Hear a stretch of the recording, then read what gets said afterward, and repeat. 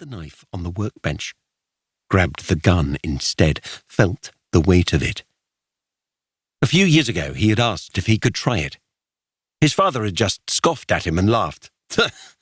"You'll only end up shooting yourself," he had said.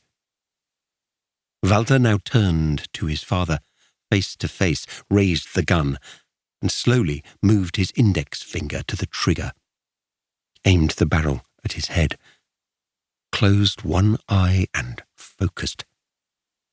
His hands began to tremble. Walter pressed down a little more firmly, but the trigger refused to budge. He studied the weapon more closely, realized that he had to take the safety off first. He had no idea if the gun was even loaded, but there was an open box of cartridges on the table. Maybe the bastard had actually intended to take his own life, Walter thought, and aimed the gun at his head again. Took a step closer this time and held the muzzle almost right up to his forehead. Closer now.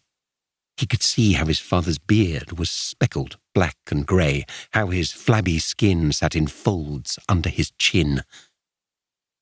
Walter gritted his teeth, tried to get his heartbeat and his hands under control, pulled even harder on the trigger and felt it start to obey. His whole body shook, his hands shook, and in that moment he felt the rage erupt like an inferno inside him. And then his father opened his eyes. He needed to take a moment. He had never spoken about this to anyone before. And then?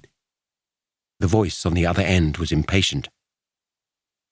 And then it went off. "You shot him." Walter raised his head, heard someone knocking on a cell door further down the hallway.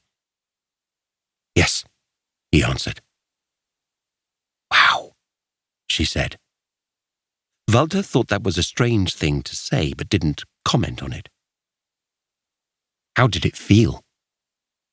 "At the time," Walter said, thinking about it, "a bit weird.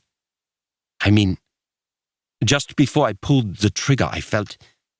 He couldn't find the right words. "Powerful," she suggested. Walter considered the word. Powerful was probably about right. "What happened after that?" Walter took a deep breath in. "He just slid off the chair and crumpled into a heap on the floor. His eyes were open, as if he was still alive. It was like I couldn't quite believe what I'd done. And the bang, it was so loud, so loud. Inside that tiny shed, my ears were ringing." He had to pause again. "Did it help?" she asked. "Huh? Killing him. Did you feel better afterwards?" Walter wasn't sure how to answer that. He thought for a moment. "No. They didn't stop. In my head. But it's not like someone's in there now talking to me like on a daily basis. There's just more noise. And you didn't try to make the police believe he just shot himself instead?"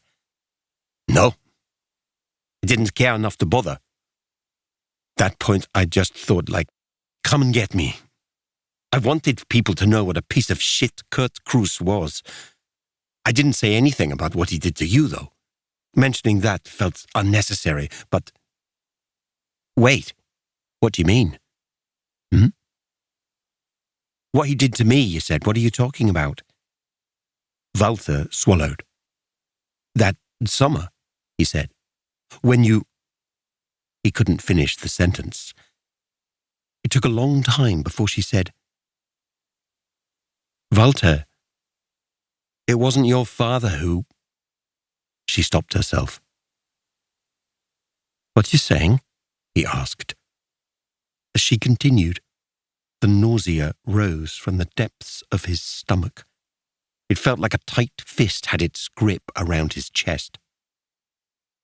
"Oh my God,"